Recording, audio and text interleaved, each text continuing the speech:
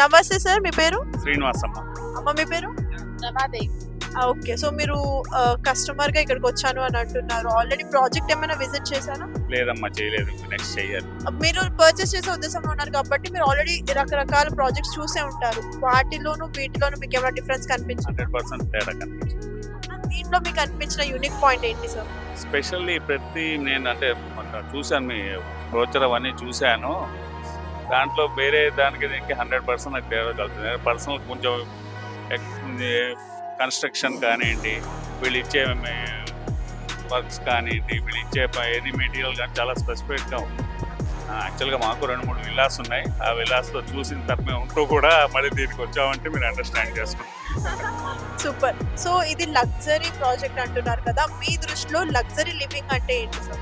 Luxury living అంటే madam, నాకున్న ఉద్దేశంలో మనకు అక్కడ వెళ్ళిన తర్వాత మన ప్రపంచం వేరేగా ఉండాలి.